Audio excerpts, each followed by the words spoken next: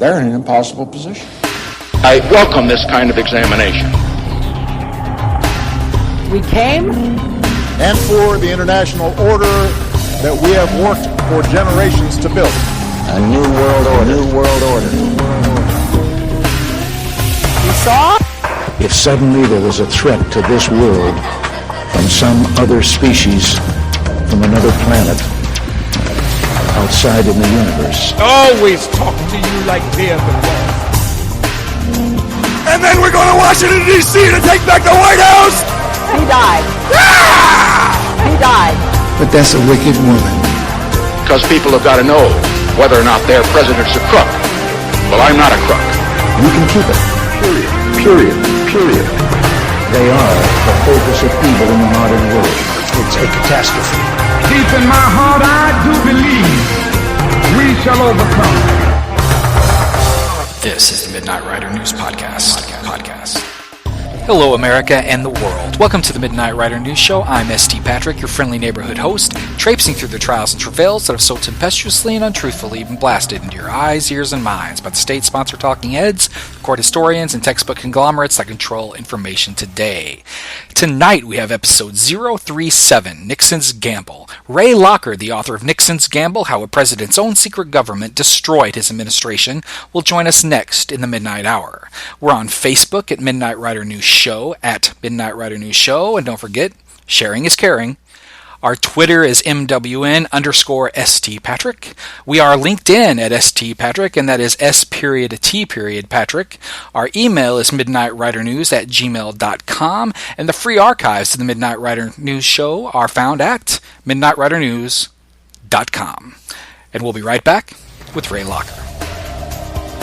How much did Richard Nixon know about the Watergate break-in? Was the Pulitzer Prize-winning Washington Post really heroic in its uncovering of the Watergate affair? What roles were really played by Alexander Haig and John Dean? And what's this about a call girl ring linked to it all? If you want to hear the story of how Richard Nixon was brought down by a silent coup, listen to episode 003 of the Midnight Rider News Show and allow Lynn Kalani to tell you how Watergate really happened. This is Lynn Kalani. You're listening to Midnight Rider News Show with St. Patrick. Ray Locker is the Washington Enterprise editor of the USA Today. He works with reporters covering the Pentagon, healthcare, money and politics, veterans, and the Supreme Court. He's the author of Nixon's Gamble, which was published in 2015, and the upcoming Haig's coup, which is due in the fall of 2018. He and his family live in Washington, D.C., and that's where he joins us from tonight. Ray, how are you doing this evening? I'm doing great. Thanks for having me. Hey, thanks for being on, Ray. You know, this is really a fascinating angle of an enigmatic presidency. After serving as a two-term vice president to Dwight Eisenhower and losing to Kennedy in '60, Nixon defeats Hubert Humphrey in 1968. Now, his triumphant return to Washington, D.C. is about to take place, and though he's been a congressman and a vice president, he returns to the Beltway believing that he's a true outsider who's about to go to war with Washington's Eastern establishment, or that's what he thinks. I'd like to know what the origin is for this belief, and if it was new, if it's from the campaign, or did he feel like an outsider within the Eisenhower administration as well? Nixon always felt like an outsider. He came from California when it was, more of a frontier than it is now, certainly.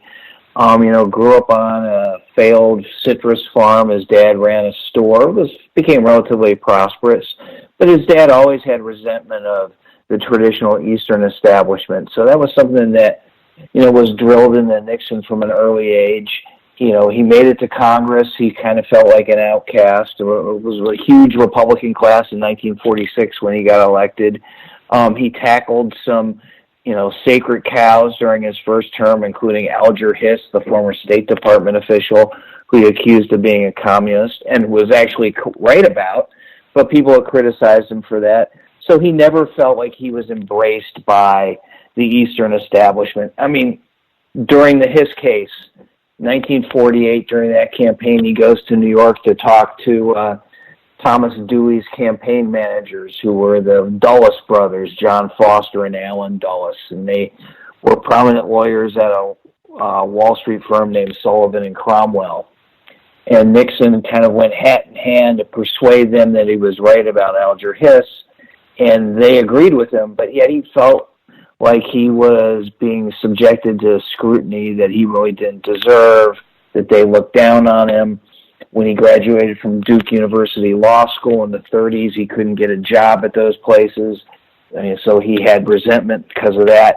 So all these things throughout his career, and certainly during his time as Eisenhower's vice president, built up. So by the time he was elected president, he really didn't feel beholden to those people, and he resented them in a lot of ways. Now, you write in Nixon's Gamble that he saw the Eastern establishment as opponents in being able to accomplish his objectives. What were his objectives? He had three things. One, he wanted to end the Vietnam War. Didn't say how he wanted to do that, but he wanted to do that. He wanted to reach a nuclear arms agreement with the Soviet Union. He wanted to end that part of the Cold War. And he wanted to reach an accommodation with Communist China. And many of those things were not necessarily what you would expect from a Republican presidential candidate. And so he knew that if he said many of these things openly, that he would incur resentment and opposition from the establishment. So he had to do it secretly. Right, and to me the China objective is a curious one. As you so perfectly describe in your book, he was one of the loudest voices asking President Truman who lost China. So he had to know that he was about to meet a wall of opposition on this. Oh, absolutely. I mean, as you mentioned, he built his career on opposition to Communist China with scapegoating the Truman administration for, quote, losing China to the communists. He was part of what's called the China lobby. A lot of the people who were staunch anti-communists who were in favor of the nationalist government, which fled to Taiwan. He was, definitely a core member of that group, and many people would have been shocked if he had come out openly and said, what he wanted to do with China. Now, there were some signs. I mean, he had written some articles, and even if you listen to his convention speech from 1968, you can see the glimmers of a China opening there, but they weren't that explicit, and most people certainly did not expect that to come from him. And he knew that if he did that, he would stir up a lot of opposition that could probably kill what he wanted to do. Exactly, and because of this, really, Nixon begins taking steps that will really change how policy is made. For example, in 1969, there's this massive overhaul of the national security apparatus. What changes did he make, and why did he make them? Well, he signed an order called National Security Decision Memorandum 2 on the first day in office. That was January 20th, 1969. Basically, he got sworn in as president, went down to the White House and signed this order. And what it did was it funneled all of the decision-making process through the National Security Advisor, who was Henry Kissinger, and then the president. And by doing that, he took the cabinet agencies out of the mix. So, for example, if you did all of this through the State Department, the Secretary of State is subject to congressional oversight. I mean, we see Rex Tillerson now testify before Congress. Every Secretary of State does that. And very often they're under oath. They get asked a lot of questions. Nixon didn't want to take the chance that if he had his Secretary of State, William Rogers, handling this, that, Rogers would go to the Hill to testify and be asked. And then he would have to answer honestly. And if he didn't, he'd be subject to perjury. The National Security Advisor, on the other hand, is not subject to congressional oversight. He or she never has to testify before Congress unless they want to. So he's doing all this in a way that basically creates what I call a secret government, in which Kissinger has his hands on all of that. He sends things to Nixon. All of those are protected by executive privilege. There's very little chance that that'll spill out, through official channels. And that enables him to do these things secretly, whereas if he had done it with a cabinet agency, it would be subject to oversight. Right, but I can't imagine that this was acceptable to either Secretary of State William Rogers or Secretary of Defense Melvin Laird. Now, Rogers, as you know, had been an attorney general under Eisenhower, and before that a Wall Street attorney who'd helped prosecute organized crime in New York City. He had done a lot, and Laird had earned a Purple Heart and had been a congressman. Right. These are not men used to being political wallflower, so to speak. So did they know that they would be largely excluded from the foreign policy process, or were they surprised by this? They knew by the time he got sworn in, because this stuff was being circulated December 68, January 69. They had inklings this was happening. Melvin Laird, the defense secretary to be, was lobbying, Nixon and other people to change certain parts of NSDM2, which at one point basically kept the CIA director out of the mix. They knew this was happening. People told William Rogers, look, this is happening. We don't like this. This is not a good thing. He tried to do something about it, but really couldn't, because Nixon had no intention of changing his mind. And that did create tremendous problems. Rogers and Laird in particular knew that they were being excluded from a variety of things. And look, if you're in charge of running the Pentagon during a major war in which we have more than 500,000 U.S. troops in South Vietnam, you should know what's going on. You should be part of, discussion to develop policy. And if you're not, that's a big time problem. And Laird and Rogers knew that they were being excluded. And so as I write in the book, one of the things that happened once they created this policy and created this secrecy, people wanted to know what Nixon was doing. And when they would find out, sometimes they would leak those details to the press, which drove him crazy, because he knew that he could not do what he wanted unless he had the secrecy, and that secrecy would be endangered if his secrets were going out in the press, as they were, which led him to do one thing very early on, and that was to spy on members of his own government. He was listening to their phone calls, or he was having the FBI listen to their phone calls, so he could find out who were the leakers. And that was one of the first things that he had to cover up as president. Right. It really just seems incredible. I mean, months after taking office, he's already ordering an unhealthy amount of internal espionage. Now, do we have any evidence that he knew that it wouldn't take much to bring this whole thing down? I'm not sure if he had or I've never really seen anything that said, he had a sense of mortality for this project. He knew that it was a huge risk. He knew that he had to maintain secrecy. One of the things that I found as I was working on the book that I found really interesting was he testified in a grand jury in 1975 in which he talked about how secrecy was so important to him. And without it, he couldn't have done what he did. And so that was a huge deal for him. He knew it was risky, and he knew if the word got out there, then his chances of success would be limited. And they were. That's for sure. Now, we talked about who was excluded from policy, but now let's talk about the small group of advisors who would be included. Who did Nixon bring in to man this small team of policymakers? Well, you look at, first of all, Henry Kissinger, the National Security Advisor, foreign policy expert at Harvard University, advisor to previous presidents, probably would have been in Hubert Humphrey's administration if Humphrey had been elected. He was an advisor to Nelson Rockefeller, then the governor of New York, a liberal Republican who had aspirations to be president. Kissinger was the main guy.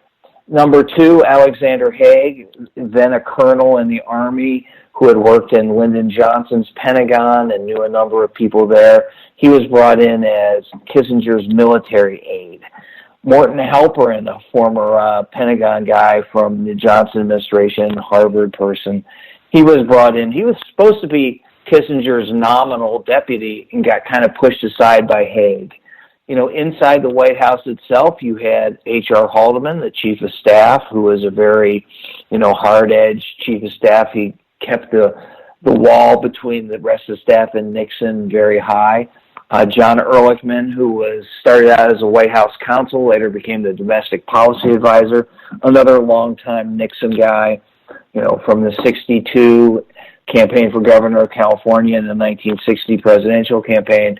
They were the core group of people who Nixon really trusted and were people who helped carry out his vision. Exactly. And I've always been interested in H.R. Haldeman and John Ehrlichman in general. And, however, I don't really think the public knows much about them outside of their roles throughout the Watergate crisis. Right. So I want to ask you, who were they, what were their backgrounds, and what roles did they play in the Nixon White House? Okay. Well, first of all, Haldeman, Californian, went to USC, University of Southern California, was in the advertising business for a long time, active in Republican politics, worked as a campaign aide, campaign manager for Nixon in 1960-62, as did Ehrlichman, who is originally from Seattle, a land use lawyer. So they came up through the campaign side, were Nixon loyalists, which is often what happens. They came into the White House. Haldeman was the chief of staff. We are familiar with what that person does. Ehrlichman, White House counsel, chief White House lawyer, and then the domestic policy advisor, kind of the domestic side for, as Kissinger was on foreign policy, Ehrlichman was on domestic policy. Ehrlichman also had a side job as kind of the House detective for the administration. He was the main overseer for what was called the Special Investigations Unit, which later became known as the White House Plumbers. So he was kind of like watching to make sure that there were no major problems, in terms of leaks, etc. What did Haldeman and Ehrlichman think of John Dean? Their opinion of John Dean early on, he was a lawyer. He took Ehrlichman's job as White House counsel. Really was not much of a player. He was, like in his very early 30s when he got the job. He had come over from the Justice Department. Interesting now, you think of the White House counsel as being a pretty influential job. When Dean got it, he wasn't. He wasn't a player. And I thought, they trusted him enough, certainly after Watergate. And then I think their opinions changed as they realized in August of 1973, when things were really starting to melt down, that Dean was probably the guy behind the cover-up. And so they kind of turned on him. The choice of Alexander Haig has always been interesting to me in that he doesn't seem like a Nixon guy. He doesn't seem like an insider as far as what Nixon would have wanted. And he's not a Nixon loyalist, meaning he doesn't go back to California and he doesn't go back to the campaigns. How was Haig chosen for this team? He got brought on because Kissinger was looking for a military aide, someone who knew the military, had ties to the Pentagon. And he was recommended by two people. One was a guy named Fritz Kramer, who was a key aide to the Secretary of the Army for years. He was a German refugee, left, around the time of Hitler, was a strident anti-communist. He believed in a doctrine called provocative weakness, which is that if you showed any kind of weakness, you would be inviting an attack by your enemies. He was also the guy who discovered Kissinger during World War II, when Kissinger was a private in the Army and Kramer was affiliated with the same Army unit in Louisiana, recognized that Kissinger had tremendous potential and, kind of prodded him along to Harvard and elsewhere. And he played that role for Haig when Haig was detailed to the Pentagon and got to know Kramer in the early to mid-'60s. And so Kramer recommended Haig, as did Joseph Califano, who was, an activist Democratic lawyer, worked in the Kennedy and Johnson administrations, was the counsel to the Secretary of the Army early on. That was Cyrus Vance at the time, later Secretary of State. And then he became a key aide in the White House to Johnson. And he and Haig became friends. They worked on projects together. And Califano told me that he told Kissinger no one would work harder than Haig. He'd work 20 hours a day if he had to. And that was enough for Kissinger to bring him on. But, Haig, as were many people during the Johnson Pentagon, and I think we kind of lose sight of that, he was a hardliner. These are the people who got us into Vietnam, and Haig was a true believer in that.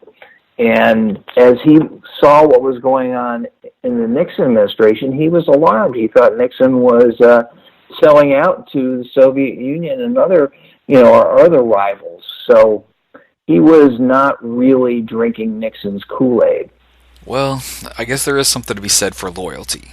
So as we said earlier, maybe Secretary of State Rogers wasn't exactly excited about his diminished role, but at some point it is what it is, right? I mean, he's still Secretary of State, and that still looks fantastic in a future biography. Right. But one arm of the executive branch didn't take the exclusion very well at all. Right. They were the Joint Chiefs of Staff, and they struck back. Tell us a little bit about Charles Radford. Charles Radford was an enlisted man. He was a yeoman in the Navy. He basically like a typist, an office worker. He worked in a liaison office that the Joint Chiefs had at the National Security Council. So basically it was kind of a clearinghouse for Pentagon information going to the NSC information going to the Pentagon. He was privy to a lot of secrets.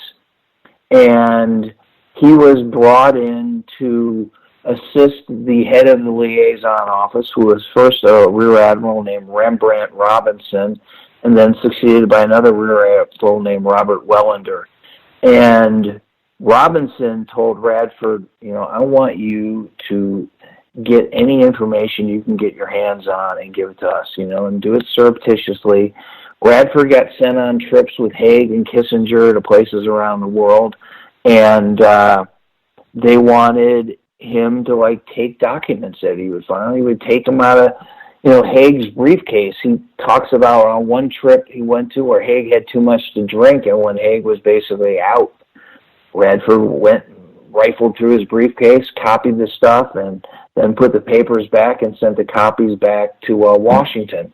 I've always wondered, and I have not found any evidence to support this, whether Haig knew what Radford was doing, because Haig was helping Rembrandt Robinson and Robert Wellender get information that Nixon did not want the Pentagon to have. So, for example, the secret plans to have relations with China. And when Kissinger went to Beijing in July of 1971, Nixon didn't tell the military that that was happening, but they knew about it anyway. And the reason they knew was one of the guys who was taking notes for Kissinger during these secret meetings he had was a Navy lieutenant named David Halperin. And Halperin was a close aide and close associate of the Chief of Naval Operations, Admiral Elmo Zumwalt. And Zumwalt said Halperin was telling him what was going on. And he was Zumwalt's major source in the NSC. So when Radford went on trips with Kissinger, they were telling him, find out stuff about China. And the reason they knew about China was because this guy Halperin had told them. And so it was kind of a multifaceted intelligence operation that they had going on. Yes, and it seems like a White House that, well, it's an era where there are consequential turning points ahead and really much work to be done, and the three goals you mentioned earlier seem very admirable. But to accomplish them, the White House needed to be a unified front, and that just wasn't the case at this time. It has to be, or it had to be, a stressful environment in which to work. Oh, absolutely. I mean, they were keeping secret upon secret. It's a wonder they could keep them all straight.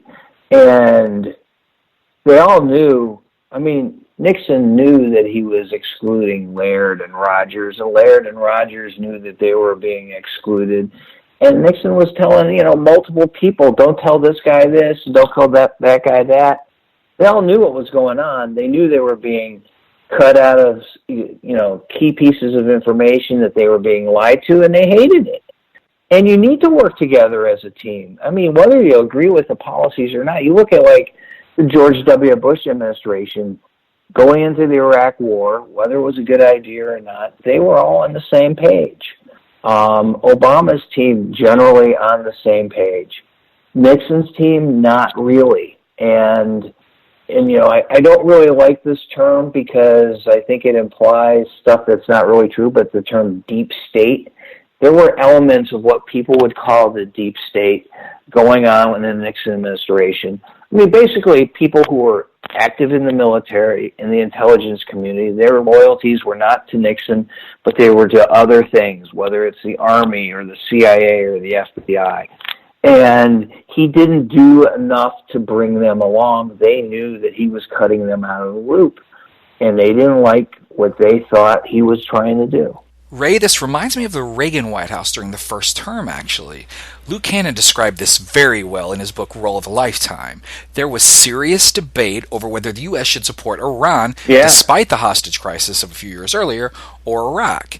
And that was a serious war in the Middle East. Oh, yeah. Yet there were distinct views and supporters of both sides. And, one of the things that I don't think really has gotten the attention it deserved is that Nixon had Kissinger tell the ambassador from the Soviet Union, Anatoly Dobrynin, in February of 1969, that we were not in the Vietnam War to win. That basically we were going to get out, and then once we got out, he hoped for what he called a, quote, decent interval of time between our departure and the fall of South Vietnam. And so here you have the President of the United States telling our global rival, the Soviet Union, the patron of North Vietnam, that we're not in that war to win. He might as well have just gone to Hanoi and said, we're not here to win. Just bear with us as I do these things to get us out of Vietnam, which is exactly what he did. And he never told the military that. So here they were trying to prosecute a war in Vietnam, thinking that they have a president who's going to let them do what they want, as opposed to Johnson, who tightly controlled, the war. The whole time he has no intention of doing that. And I think if you watch the Ken Burns Vietnam documentary, you see elements of that, in the parts after Nixon became president. It didn't mention the Dobrynin meeting, which Dobrynin writes about his memoirs, and he, sent documents back to, the Kremlin about it. But, the basics are there. So if you're working for Nixon and you find out about this, you feel betrayed. Oh, gosh, yeah. You have to. And the thousands and thousands of lies, it's just heartbreaking. 20,000 Americans, 20,000 Americans after he became president, died in Vietnam because he wanted to use that as a bargaining chip. Right, so if you wouldn't mind explaining that a little bit more, because I think there are people out there who are probably saying, okay, I just thought he said that Nixon wanted to get out of the war, and now he's saying that Nixon's going to stay in the Vietnam War solely to use it as a bargaining chip against the Eastern establishment. How does this work exactly? Okay, so he's president, he comes in, he realizes very early on that we can't win this war. Right. And so then he had two choices. He could have said to the South Vietnamese, you know what? This is a loser for us. We're leaving, and just let the chips fall where they may. And people would have said, well, you cut and ran. Or you act like you're going to stay there, but at the same time you're doing things that are trying to get us out. Vietnamization, by turning over the fighting of the war to the South Vietnamese. Sounds great. We're going to train these people to fight this war. Well, they knew that wasn't going to work because they knew that they could not, the South Vietnamese just couldn't do it. That's why we were there in the first place. I think all this talk at the time was that Nixon was trying to expand the war to Cambodia and Laos. I think those were misdirection plays. They were done to mask, trying to get, large groups of people out of South Vietnam, which he did. And so, he kept us there while reducing our footprint.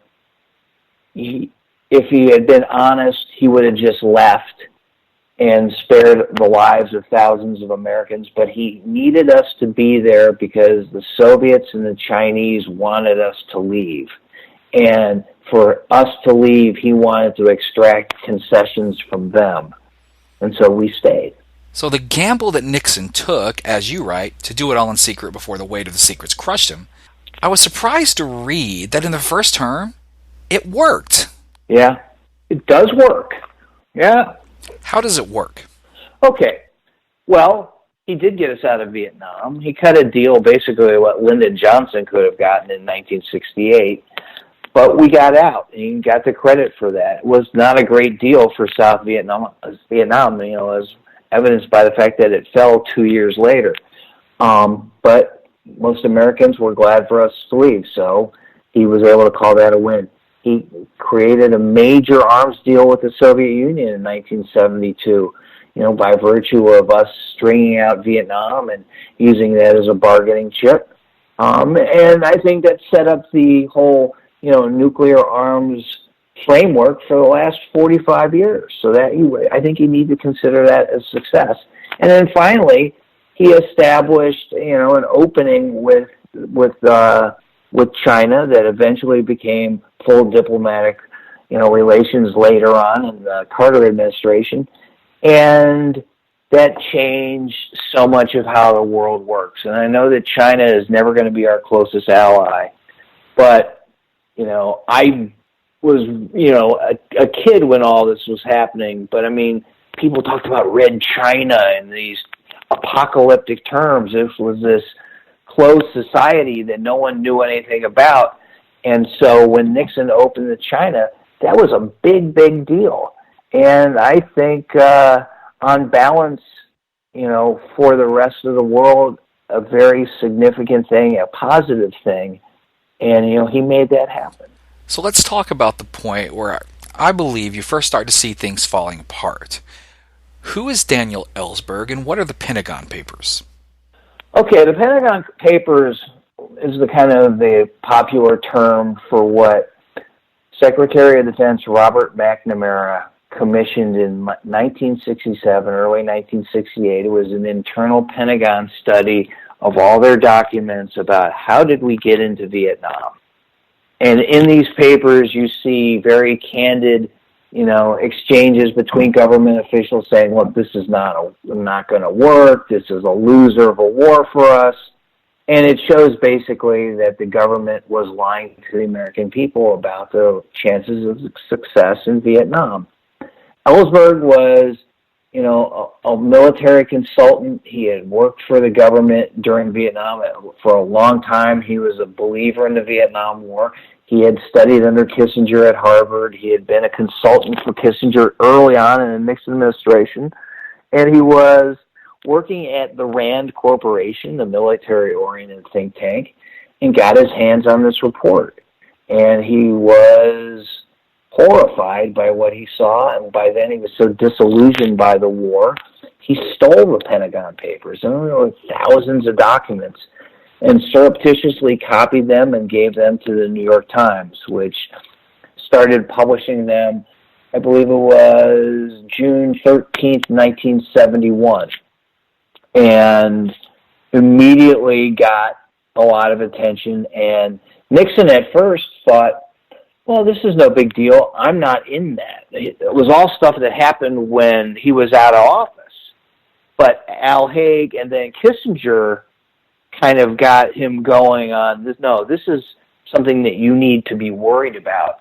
So Nixon took the New York Times to court to try to get them to stop publication. He lost in the Supreme Court. Other papers like the Washington Post and the Boston Globe followed suit and printed large chunks of the papers. And it was a big turning point in kind of the public understanding of the war.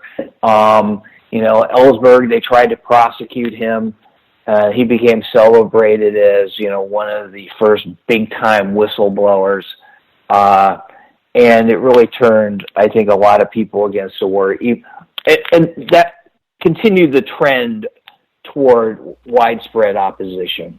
Oh, absolutely. And I believe for a long time that this was the start of the downfall, because this is really when things seemingly become unhinged. And they go after Ellsberg with a ferocity that hadn't really been seen in America since what, one of the Red Scares? Right. How do they go after Ellsberg? Well, they wanted to prosecute him for stealing documents. But beyond that, Nixon wanted to do to Ellsberg what he did to Alger Hiss in the late 1940s, and that was destroy him personally. He wanted to smear Ellsberg in the press. He wanted people to think that he was crazy. He just wanted to destroy the guy. And one of the reasons why he was so adamant about doing this she also thought that, and tied up with the Pentagon Papers, was evidence of his collusion in 1968 to try to derail the Paris peace talks, because he feared that if there was a last-minute deal during the campaign in 1968, he was going to lose.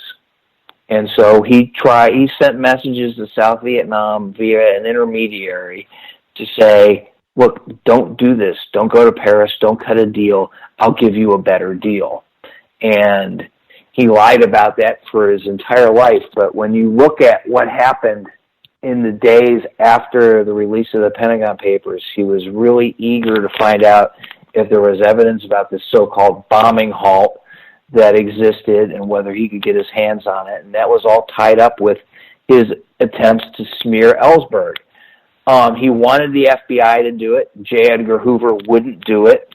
So he created what's called the Special Investigations Unit at the White House, nicknamed the Plumbers because their job was to, quote, stop leaks. And that's where he brought in E. Howard Hunt, former CIA operative, Eagle Crow, who was a domestic policy aide. He was nominally in charge of the Plumbers with another guy named David Young, who had worked at the NSC for Kissinger. Brought in G. Gordon Liddy, who had been a former FBI agent and a Treasury Department agent, as one of the investigators. He had a very gung-ho attitude about his job. And then they contracted out with a bunch of Cuban exiles who were affiliated with the Bay of Pigs invasion from 1961, who had worked with the CIA. And they were kind of the people who went about trying to gather intelligence on Ellsberg, which culminated in the break-in at the office of a psychiatrist in Beverly Hills named Louis Fielding. They went out there to break into Fielding's office to see if they could find any kind of files about Ellsberg's mental state, so they could then leak it out and try to discredit him that way. And this became one of the huge secrets that Nixon was hiding when the Watergate break-in happened, because the guys who were arrested at the Watergate were many of the people who were working with the Plumbers. And if you pulled on the thread of the Watergate burglars, you were going to find out about what they were doing to get Ellsberg and that break-in and all the other activities that the Plumbers were doing, including the investigation of the military spy ring that Radford was part in. The Plumbers investigated that too. So he had like 4 or 5 cover-ups going on before Watergate. Many of them were far more important than what actually happened in Watergate, but Watergate is the thing that got him because it involved his own campaign. Do you believe the White House reaction to Ellsberg was really the beginning of the end of the Nixon administration? Yeah, and what's interesting to me is Ellsberg was tried twice. First trial in 1972 was tossed out, and then he's tried again early 1973, and that was also thrown out. The judge threw out the charges. But what happened during that case was there were so many revelations that came up in the course of that trial. One, about the existence of the White House Plumbers, and the break-in at the psychiatrist's office, and all of the other secrets that Nixon was trying to keep. They were popping up in this courtroom out in L.A., and they played into the budding Watergate investigation and everything else. And that, when I worked on Nixon's Gamble, I was really fascinated by that. How many things from that one trial on the other side of the country were blowing up the stuff that was happening with the Watergate investigation, and in many cases, a bigger deal. Absolutely. Yeah. Well, let's turn to the topic of Watergate and the break-in at the DNC, or actually, there were 2 break-ins, right? Right. Who do you think ordered the break-ins and why? What do you think they were after? Well, I think John Dean ordered the break-in at the Watergate because he wanted to find out what the DNC knew about a call girl ring that the DNC was using that involved Dean's girlfriend at the time, Maureen, who was close friends with a woman named Heidi Reichen, who ran this call girl ring. Now, some people say, oh, Maureen Dean was, a call girl. I don't say that. I can't prove that. But I can prove that she was a very close friend of Heidi Reichen, and that Heidi Reichen was being investigated by the FBI because I had the FBI files about that, and that Dean had the U.S. attorneys handling the Heidi Reichen investigation come to the White House with the evidence that they had gathered, and he copied it. And the U.S. attorney, one of the U.S. attorneys said that Maureen Biner, that was his girlfriend's name at the time, her name was in these notebooks. And I think he sent those people in to find out what they knew about it. He adamantly denies that, but I don't believe his denial. And by the way, he claims that his position has been vindicated in court. It has not been. And he knows it, and he continues to say, contrary to the evidence that he has been vindicated, he has not been. And that explanation is as plausible as anything else that is out there. The fact is, one of the burglars, Eugenio Martinez, found under the desk of the woman at the DNC who had the notebooks for the call girl ring in her desk drawer. He tried to swallow the key to that while he was being caught. That key was, gathered by the police and that was then in the FBI custody. Why was he there? Why were they doing that? They knew what was in that desk drawer. There was no bug on Larry O'Brien's phone. They were monitoring the calls from that desk for people who were using that call girl ring. And that's what they wanted to know about, because that's the kind of stuff that John Dean was looking for. He was gathering intelligence for the White House to discredit their political opponents, and that was one of the elements that he was trying to use. Exactly. And the thing I'll ask you about Maureen Biner, who, as we know, eventually becomes Maureen Dean, now there have been questions regarding her potentially having been a prostitute in Heidi's operation. She, of course, denies those theories. But it seems like an odd hang to spend so much time with and travel with and party with a group of high-class call girls if you aren't one yourself. Best case scenario, it's a unique choice of friends. I am not going to disagree with that. I can only say I don't have proof that she was, so I don't want to say that she was. But she did run around with those people. She was involved with a gambling crowd before she ended up in Washington. One of the things, and this is something that we don't remember now. Now you look every week and you see the injury reports for every football team going into the weekend's games. He's questionable, probable, whatever. Up before 1973, that information was not public. And so if you were a gambler, you wanted information, intelligence from these teams. Well, if you look at Heidi Reichen's notebooks, which I've seen, many of the people in there were football players and people close to football teams. And that information, if they could get it from players on the team, would be very valuable to gamblers. And Heidi Reichen was involved in illegal gambling. And so this was all kind of an intelligence gathering network in a way for gamblers. And she was a close associate of a guy named Joe Nesline, who was a member of the D.C. mob, and involved in illegal gambling. So just if you're John Dean, you're the White House lawyer, and you see that somebody who's affiliated with Heidi Reichen has been arrested, and you know that your girlfriend is a friend of Heidi Reichen, and that can blow back on you. Imagine, White House lawyer connected to known D.C. madam and gambler. That is a story that you do not want to have out. That's a career killer. That puts you in prison, that gets you fired. That's why he wanted to find out that information and what his political opponents possibly could have had on him.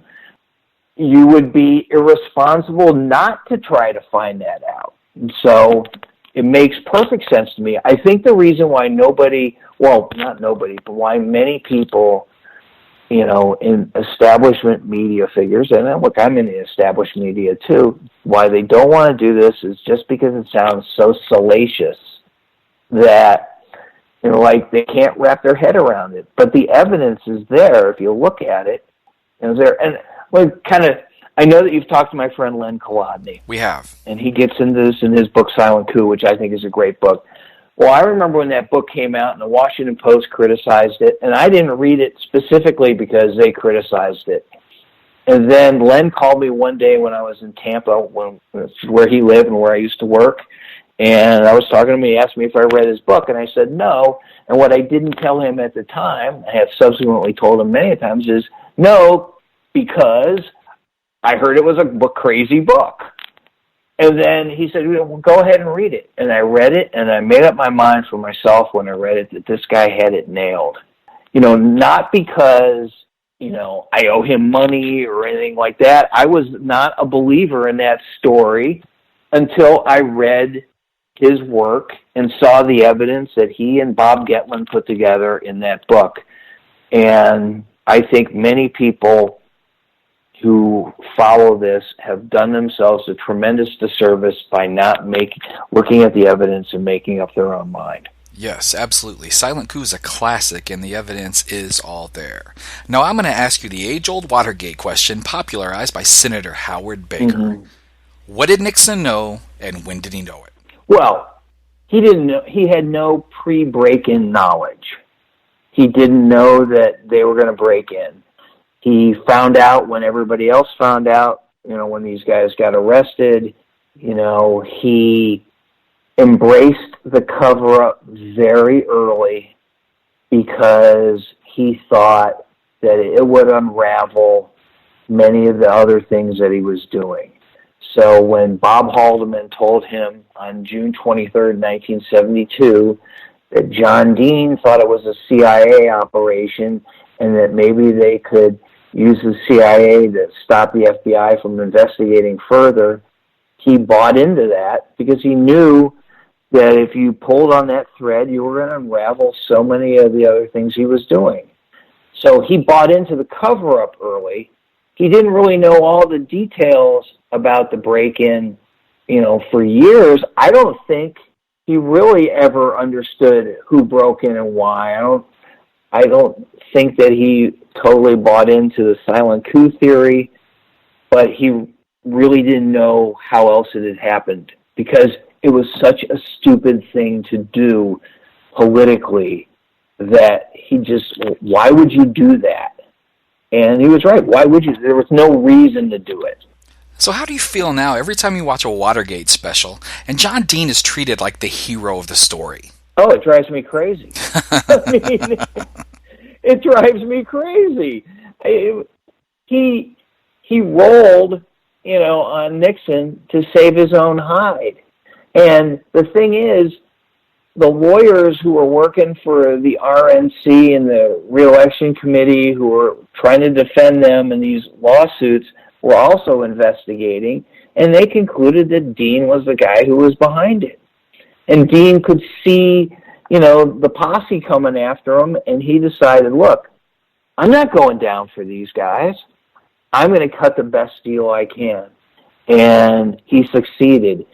And the people who were out to get Nixon for many, many legitimate reasons, who were working on the Watergate committee, thought, this guy is awesome. They wanted to believe Dean.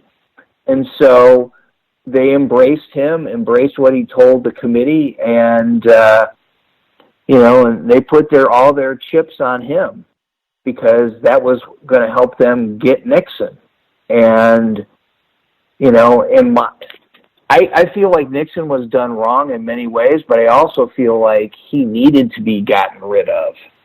And I just have a problem with the way they did it. And I think the American people were shortchanged, by the process because they were not given an accurate, depiction of what had happened. Yeah, I've always found it fascinating that at the height of the Watergate scandal, John and Maureen decide to get married, and not only are they married in, the joys of holy matrimony, but now they don't have to testify against each other. And it's not surprising. It is Washington, D.C. after all, but it really is amazing. Yeah.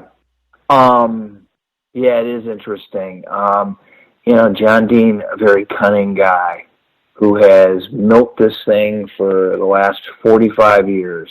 And, I think people have, neglected to really investigate what he was all about. And, many of the things he says now about President Trump, I agree with. But I don't agree with him, what he's been able to get away with. I think he lied and continues to do so to this day. Right. Now, you discussed how they decided to bring down the administration at this point. And rather than asking you the details of who they are, it's a very large apparatus. I want to ask you about one person in particular, and that's Alexander Haig. Was Haig a big part of that? Oh, yeah. And actually, that's the focal point of my next book that'll come out next year called Haig's Coup, in which, I look at how Haig undermined Nixon. There's a lot of it in Nixon's gamble, but Haig's coup will, get in even more of that. I think that Haig sabotaged Nixon. And again, sometimes for some legitimate reasons and other times for not so legitimate reasons. I think Haig was protecting himself because he was involved in these FBI wiretaps on government officials and journalists. And he was involved in that military spy ring that was taking White House information and sending it to the Pentagon. And either one of those things could have gotten him in legal trouble and most certainly would have gotten him fired by Nixon if Nixon had known that Haig was spying on him and breaking the cloak of secrecy that Nixon had worked so hard to develop. And so I think Haig sandbagged Nixon on a number of occasions and led to information coming out that eventually forced Nixon to resign. And speaking of Al Haig, I'd like to ask you now about the Watergate coverage by Woodward and Bernstein at the Washington Post. Particularly, I want to ask you about their anonymous source, who we now know as Deep Throat. Woodward has come out and he said it was Mark Felt and it was only Mark Felt, but there are still researchers who believe that it was either a large composite, a small composite, a few FBI agents, and of course, Al Haig. I've even heard that there was no Deep Throat at all and that the character was solely a literary creation for the book All the President's Men. So what do you think about Deep Throat? I think you could say there are two Deep Throats. The name Deep Throat was developed by one of the Post editors during the course of reporting the story, referred to some deep background source that Woodward had for some of the Post stories. And I believe it was Howard Simons, the managing editor of the Post at the time, who came up with that name. So Woodward didn't come up with that name. Somebody else did, in reference to somebody that they knew was a source. That person very well could have been Mark Felt at the FBI for a sliver of the information that they got. Then you have the Deep Throat character in the book All the President's Men, who morphed into this all-knowing fountain of knowledge. And if you read that book, you don't even have to read it that carefully. It can't be one person. No one person knew all of that information, certainly not Mark Felt. And if you read the passage in Nixon's Gamble that talks a lot about that, they attribute things to Deep Throat that Felt never knew, that only Haig knew. We're all familiar with the movie where he has this meeting with Deep Throat and then runs back to his apartment and turns up the music and types all these notes out. Read those notes in the book. Half of what's in there is not true. A significant chunk of it is old news. Stuff that had already been in the newspaper and that Woodward tries to fob off to the editors at the Post as this super revelation, including one thing where he says, people at the CIA are willing to testify that Nixon was trying to get them to cover up Watergate. It was on the front page of that day's Washington Post. that's not a secret. You know, we had it in the newspaper, and yet it's treated as, you know, this revelation from the mountaintop, which is just mind-boggling. If you do any research at all, you see that that's true. And then the final deep throat revelation, which is that there were intentional erasures on some of the White House tapes, came in November of 1973. Felt had been retired from the FBI for at least 5 months. Nobody at the FBI knew about those erasures. Only 5 people at the White House knew about them, and none of them told the FBI. And if you believe the whole cover story about Felt, that he was so aggrieved by interference in the FBI investigation that he had to tell Woodward, do you think if he had known that, he would have gone to Woodward? He would have gone to the judge. He would have he wouldn't have gone through this, you know, bizarre dance with a reporter to leak it out. He would have taken the evidence and told it to court. And I believe that final leak did not come from anybody in law enforcement. It came from Al Haig himself, because that was part of what Al Haig was doing to subvert Nixon. And Bob Woodward and Alexander Haig have a background, right? Yes. I mean, Haig and Woodward knew each other from 1969. Woodward, who never told anybody about this early days as a reporter, had a top-secret military security clearance. He delivered messages from the Pentagon to the National Security Council, and he met Haig there. And 3 people said that happened. Melvin Laird, the Secretary of Defense, Admiral Thomas Moore, the Chairman of the Joint Chiefs, and Laird's spokesman, Jerry Friedheim, have all said that on the record. Now, why would they lie about that if it didn't happen?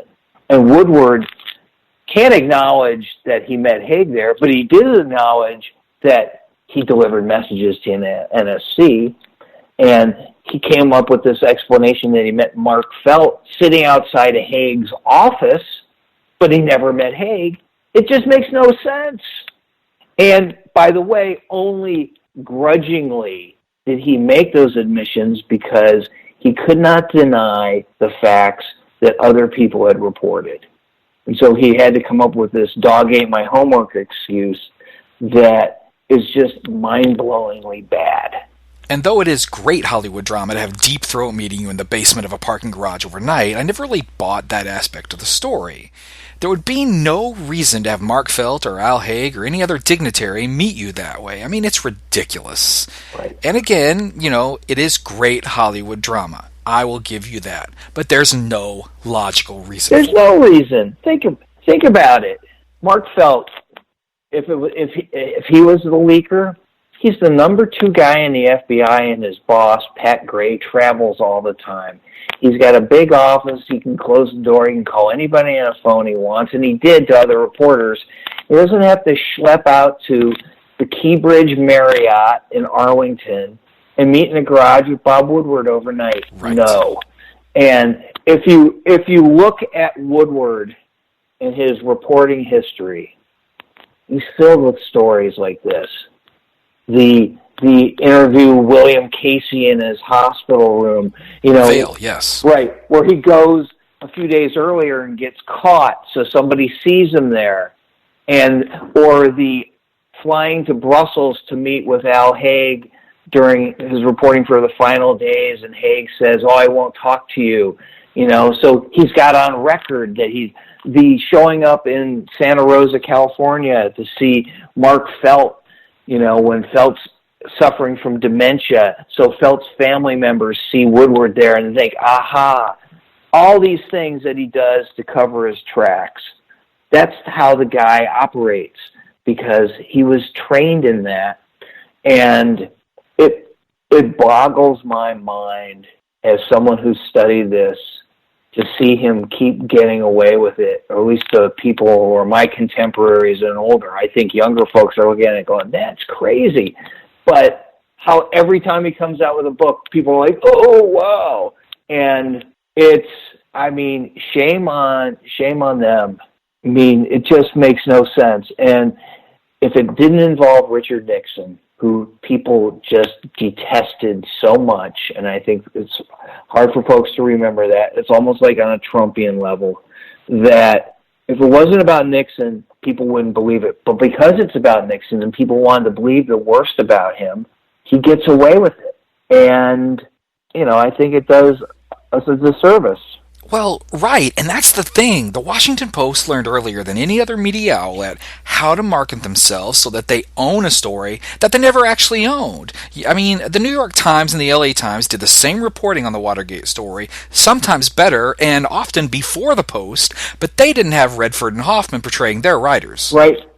Well, I mean, that's it. People think that they're talking about Robert Redford and Dustin Hoffman, and that when you succeed on a level that the Post did, and they did some admirable work, certainly early on when people weren't really delving into the connections between the burglars and the committee to re-elect the president and the White House, those were good stories. And the stories in the Post were by and large pretty good. It's when you get into All the President's Men, which was not edited by Post editors, it was edited by a book editor written by these two guys who were trying to tell their story. That's when you're running into problems. I mean, the New York Times, and to a lesser extent, the LA Times, I think that they did just as good as stuff, or even better. And you go back and you look at these stories like I have, like Seymour Hersh kicked their ass. And the stories are just better. But they had the reputation, and boy, I tell you, it's tough. It's tough in any line of work, but certainly, in the media, if you get your story out there, it's hard to turn things around. It's like turning a super tanker. It's really hard.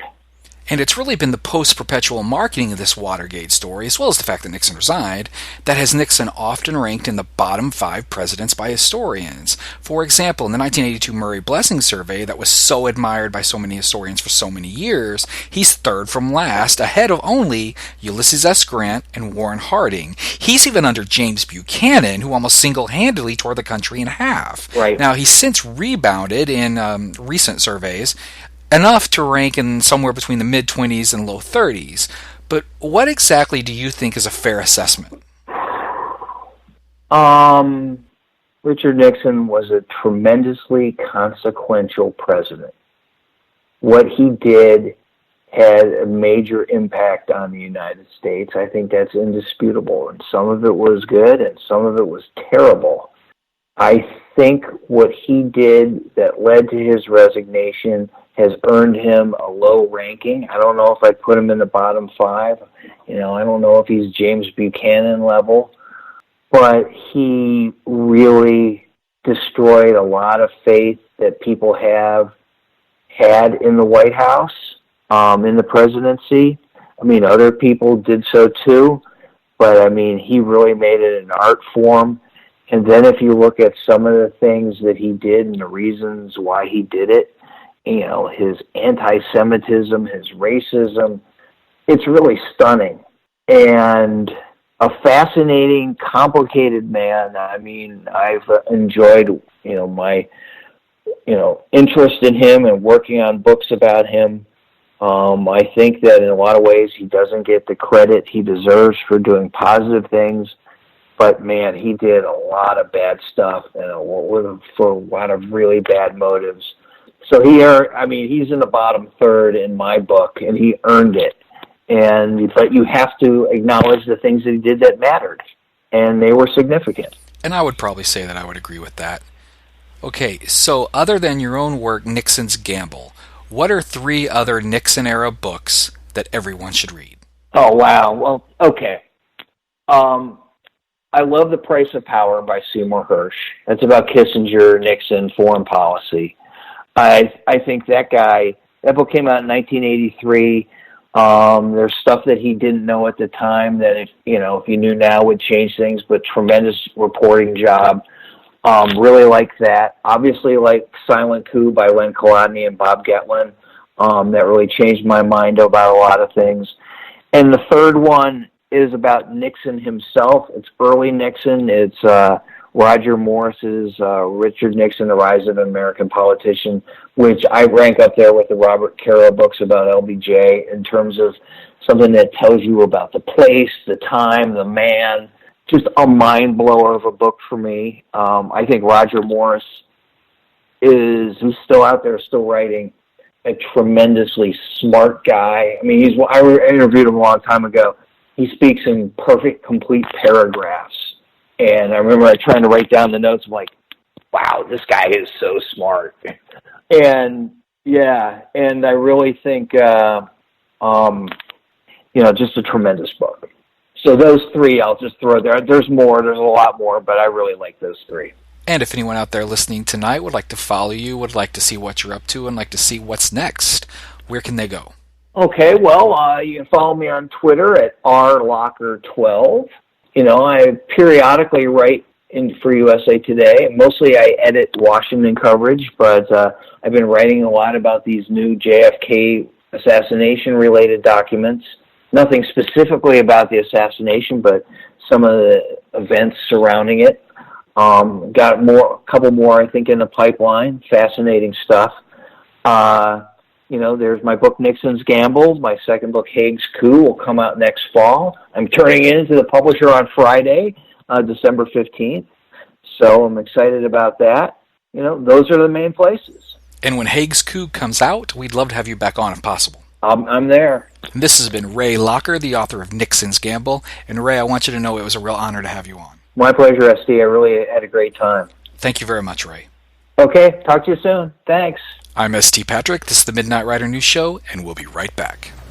What did the CIA know about Lee Harvey Oswald, and why did they keep it secret for decades? Who was James Jesus Angleton, and how did his hunt for a mole within the agency change the hunt for JFK's real killers? Hi, this is Jefferson Morley, author of CIA and JFK, The Secret Assassination Files, and the upcoming book, The Ghost, The Secret Life of CIA Spy Master James Jesus Angleton. If you want to know what was contained within the CIA's files and Lee Harvey Oswald, as well as the role James Angleton played in the Kennedy-era CIA, listen to episode 14 of Midnight Rider News Show and visit jfkfacts.org today. The story of the Nixon administration, as well as Nixon the man, is one that we will revisit often in 2018. It's really a great American tale, actually. There's intrigue, there's a complex cast of characters with a wide variety of personality types. There are burglaries, there's crime, there's punishment, there is conflict, there is war, there are climaxes, there are wins, and there are losses. As you know, we've been pretty JFK heavy in 2017, and that won't end. It's still our top story, and it's our most special interest. But 2018 will see expansion in the show, both in topic and in audience. Now, I've told a few people in private that the idea originally was that we would begin the show with our own blank history book. Then, as we progress, every guest will write a few pages. We aren't trying to write the book in one show. Every guest brings a valuable piece or two of evidence to the story.